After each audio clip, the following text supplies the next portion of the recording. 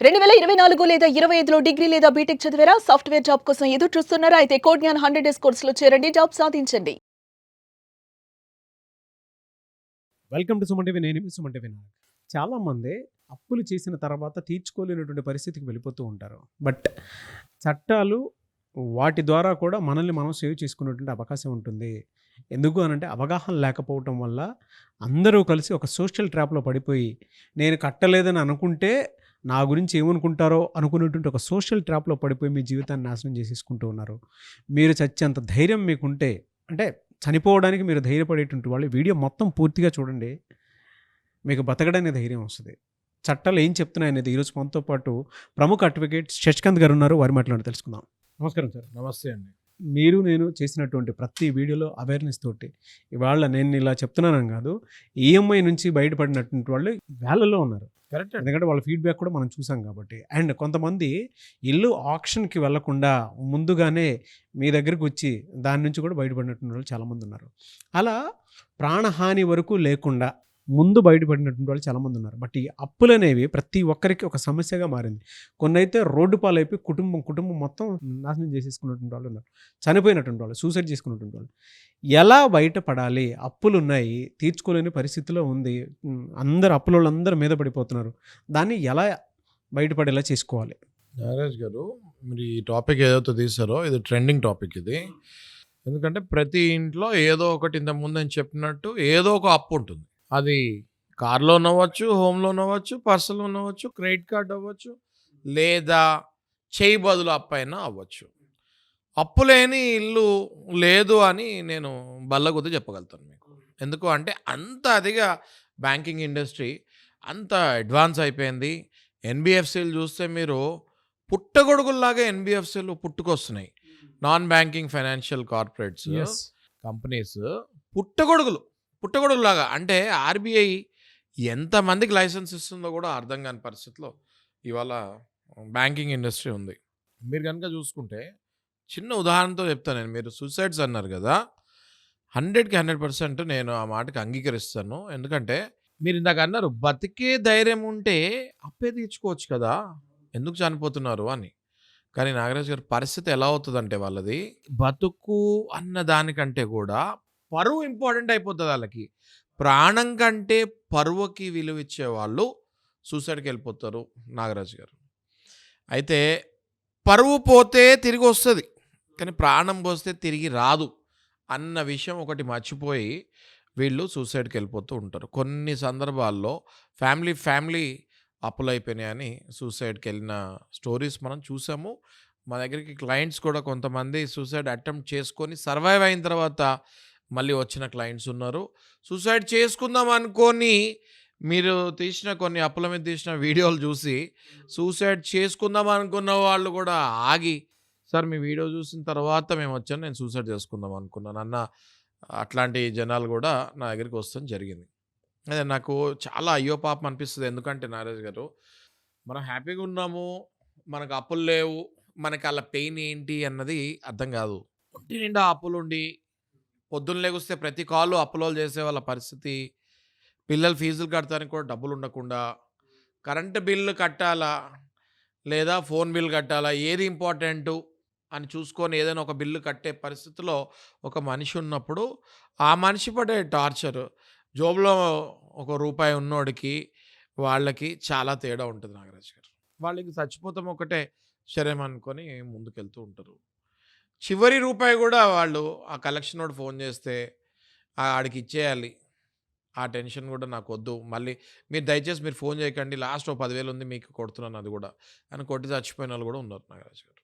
ఎలా సార్ చట్టాల ద్వారా దీని నుంచి మనం బయటపడడానికి అవకాశం లేదంటారా? చట్టాల కంటే కూడా first mind set most important Nagaraj గారు. అప్పులు ఉన్నాయి అంటే ఫస్ట్ మీ మొబైల్ స్విచ్ ఆఫ్ చేసుకోవాలి నాగరాజ్ గారు.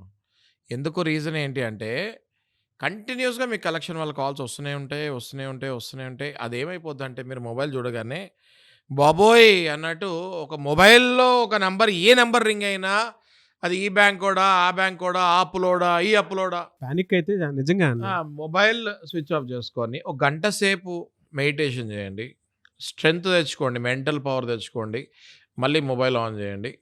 దాని తర్వాత మీరు వాళ్ళతోటి క్లియర్గా చెప్పండి, నేను ఇప్పుడు కట్టలేను, టైం పడుతుంది. నేను మీకు ఆల్రెడీ మెయిల్ పెట్టాను లేదా మా అడ్వకేట్ ద్వారా నోటీస్ పంపించాను. నేను ఇప్పుడు కట్టలేను. నా పరిస్థితి బాలేదు. చాలామంది మొబైల్ స్విచ్ ఆఫ్ చేసుకోండి, ఒక గంట సేపు మెడిటేషన్ చేయమందంటే ట్రోల్ చేయొచ్చు కొంతమంది. బట్ నేను అనేది ఏంటి అంటే మీ మీద మీరు ఫోకస్ చేసి కాన్సన్ట్రేషన్ చేయాలి అంటే నేను చెప్పింది మీరు ఖచ్చితంగా ఫాలో అవ్వాలి. But true sir. అంటే లాజికల్లీ కూడా సైకలాజికల్లీ మనల్ని మనం బలం పెంచుకోవాలి అనుకుంటే మాత్రం మన ఇన్నర్ కనెక్షన్ చాలా ఇంపార్టెంట్. ఏ టైంలో ఆ అండి స్పిరిచువల్ పవర్ తీసుకోవాల్సింది. డెఫినెట్లీ ఏ టైంలో అండి నారాజ్ గారు, మార్నింగ్ 4 to 5 బ్రహ్మముహూర్తము. ఆ టైంలో మీరు లెగుస్తే మొబైల్ స్విచ్ ఆఫ్ కూడా చేయక్కర్లేదు. ఆ టైంలో మొబైల్ ఆన్ ఉన్నా ఆ టైంలో ఎవరు ఫోన్ చేయరు. ఒక 1 అవర్ మీరు కూర్చొని అట్లాంటి టైంలో 4 ఆర్ సమ్ టైమ్స్ 3 ఆల్సో నిద్ర రానప్పుడు 3 తర్వాత 5 వరకు ఒక 1 అవర్ మెడిటేషన్ అంటే ఏంటండి, ఫోకసింగ్ అనే థాట్ అంటే ఏదైనా ఒక్కటి మైండ్లో పెట్టుకొని దాని గురించి మీరు ఆలోచించండి. ఫర్ ఎగ్జాంపుల్, నాకు 50 లక్షల అప్పులు ఉన్నాయి, నేను దీన్ని ఎలా తీర్చాలి, ఒక్కళ్ళే మీరు కూర్చొని ఆలోచించండి. ఖచ్చితంగా మీకు సొల్యూషన్ వస్తుంది. మీరు 9 తర్వాత 10 తర్వాత 11 తర్వాత లెగిస్తే మొబైల్ స్విచ్ ఆఫ్ చేసినా కూడా అప్పుడు లాభం లేదు. ఎందుకంటే పక్కన మీ పిల్లవాడు పిలవచ్చు, లేకపోతే మీ వైఫ్ పిలవచ్చు, లేకపోతే మీ తాతయ్య గారు పిలవచ్చు, మీ నాన్నగారు పిలవచ్చు, లేకపోతే పక్కన ఫ్రెండ్ రావచ్చు, ఎవడు కాపితే పాలోడని వచ్చి తలుపులు కొట్టచ్చు, ఏదైనా అవ్వచ్చు. Some disturbance will come. మీరు ఇంట్లో ఖాళీకి కూర్చున్నా మిమ్మల్ని నేచర్ వదలదు. నేచర్ మీకు సపోర్ట్ చేసే టైంలో మీరు సపోర్ట్ తీసుకోవాలి తప్ప, నేను ఇంట్రెస్ట్గా ఉన్నప్పుడు నేచర్ నన్ను సపోర్ట్ చేయాలంటే that is not possible. Okay, so నా సజెషన్ ఏంటి అంటే first focus on your health. Meditation చేయండి, ఒక 1 అవర్ ఆలోచించండి ఈ అప్పులు ఎలా తీర్చాలి అని. ఖచ్చితంగా మీకు సొల్యూషన్ వస్తుంది. ఒక 1 అవర్ డైలీ మీరు ఫోకస్ చేయండి, ఏదో ఒక ఐడియా వస్తుంది. ఆ ఐడియా ప్రకారం మీరు మళ్ళీ మీ జీవితాన్ని స్టార్ట్ చేయండి. ఏదో ఒక బిజినెస్లోకి ఎంటర్ అవ్వండి, ఎవరో ద్వారానో ఏదో ఒకటి మీకు రూట్ కనిపిస్తుంది, ఆ రూట్లో వెళ్ళండి. స్లోగా మీరు మళ్ళీ మీ ఇన్కమ్ బిల్డ్ చేసుకోవచ్చు, అప్పులన్నీ మళ్ళీ సెటిల్ చేయొచ్చు.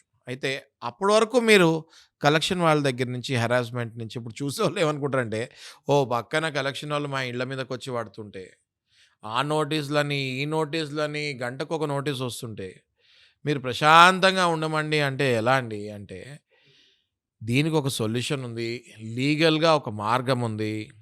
మీరు సివిల్ కేస్ అండి ఇది, నాగరాజ్ గారు, క్రిమినల్ కేస్ కాదు మీరు భయపడటానికి. This is civil case. Anything which is related to money, part from కొన్ని ఉంటాయి, చీటింగ్ అని ఇట్లాంటివి. ఏ సెక్షన్ కిందకి సార్ ఇది సివిల్ కేసులోనే? సివిల్ కేసులో ఇంజంక్షన్ అని ఒక ఆర్డర్ ఉంటుందండి. ఓకే, ఆ సెక్షన్ ప్రకారం మీరు కోర్టుకి వెళ్ళి సివిల్ కేసులో అప్లై చేస్తే మీకు ఇంజంక్షన్ వస్తుంది. సుప్రీం కోర్టు వరకు వెళ్ళే అవకాశం ఉంటుంది సార్ ఇది? 100% అండి, 100%.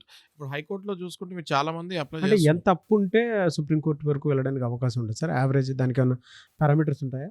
అంటే సుప్రీం కోర్టుకి వెళ్తానికి ఎంత అప్పు అని కాదండి, సామాన్య మానవుడు రూపాయి అప్పున్నోడు కూడా వెళ్ళొచ్చు. కానీ మీ లోవర్ కోర్ట్స్లో అన్నీ రిజెక్ట్ అవుతేనే అప్పుడు సుప్రీం కోర్టుకి వెళ్ళొచ్చు.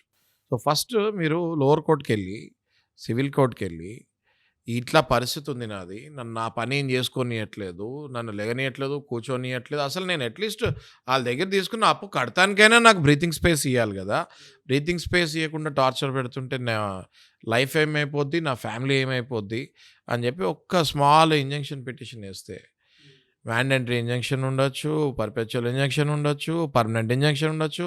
ఒక్క ఇంజంక్షన్ వేస్తే వెంటనే ఏం చేస్తారంటే వీళ్ళు దాన్ని ఇమ్మీడియట్గా డిఫెండెంట్ బ్యాంక్స్, అంటే మీకు 10 బ్యాంకుల దగ్గర నుంచి అప్పు ఉంటే 10 బ్యాంకులకి నోటీస్ సర్వ్ అవుతుంది. 10 బ్యాంకులకి నోటీస్ సర్వ్ అయిన తర్వాత వాళ్ళు కూడా కోర్టుకు వస్తారు.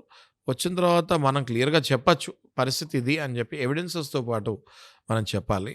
ఎందుకు కట్టలేకపోతున్నాడు, ఉద్యోగం పోయిందా, బిజినెస్ లాస్ అయిందా, క్లియర్ కట్గా ఎవిడెన్సెస్తో పాటు ఈ ఇయర్ ఐటీ రిటర్న్స్ కూడా కట్టలేకపోయాము, పే స్లిప్లు కూడా లేవు, ఇదిగో నా బ్యాంక్ స్టేట్మెంట్, బిజినెస్లో ₹1 కూడా నాకు పడట్లేదు అని చెప్తే ఖచ్చితంగా anyone need to give time. Yes. కానీ ఇక్కడ ఈ స్టేజ్ వరకు వెళ్ళకోకుండా ప్యానిక్ అయిపోయి కొంతమంది మొత్తం టోటల్ ఫ్యామిలీని డిప్రెషన్లోకి తీసుకెళ్ళిపోయి వాళ్ళ జీవితంతో పాటు వాళ్ళ భార్య పిల్లల జీవితం కూడా నాశనం చేస్తున్నారు. అది మనము ఎన్నో జీవితాల్లో చూస్తూ ఉన్నాము. దయచేసి నేను ఒకటే అంటున్నాను, ఈ video should be a most powerful video for ఎవరెవరికి అప్పులు ఉన్నాయో, ఈ వీడియో వాళ్ళకి జీవితంలో యూజ్ అవ్వాలని నేను మనస్ఫూర్తిగా కోరుకుంటున్నాను. మంచి అడ్వకేట్ దగ్గరికి వెళ్ళండి, కోర్టుని ఆశ్రయించి కొంచెం టైం కావాలి అని అడగమనండి, ఇంజంక్షన్ ఆర్డర్ వేయమనండి, ఏదో ఒకటి మీకు కొంచెం బ్రీతింగ్ టైం వస్తుంది. ఆ తర్వాత మీకు డోర్స్ ఎక్కడో అక్కడ ఓపెన్ అవుతాయి. బిజినెస్ జాబ్ వస్తామో ఆ తర్వాత బ్యాంక్స్కి సెటిల్మెంట్కి వెళ్ళండి.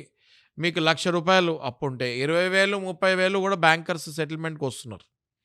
అంటే 10,00,000 అప్పు ఉంటే 2,00,000 2.5 లక్షలకు కూడా సెటిల్మెంట్కి బ్యాంకర్స్ వస్తున్నారు. అంటే కంప్లీట్గా పోగొట్టుకోకుండా రైట్ ఆఫ్ కేసు కంప్లీట్గా పోగొట్టుకోకుండా ఏదో ఒకటి క్లోజర్ చేసుకోవాలి, ఎంతో అంత వస్తే చాలు అన్నట్టు కూడా బ్యాంకర్స్ అప్పుడప్పుడు ముందుకు వస్తుంటారు. దయచేసి అలాంటి ఆపర్చునిటీస్ తీసుకోండి. ఆ హెరాస్మెంట్ నుంచి బయటపడండి. అడ్వకేట్ సపోర్ట్ తీసుకోండి. ఆ డబ్బులు కూడా ఎట్లా సంపాదించాలో దానికి పీస్ఫుల్ మార్గం ఏంటో మీకు క్లియర్గా చెప్తారు. దాన్ని బట్టి ఫాలో అవ్వమని నేను చెప్తున్నాను. Thank you so much Shashikant garu. Thank you Nagaraj గారు.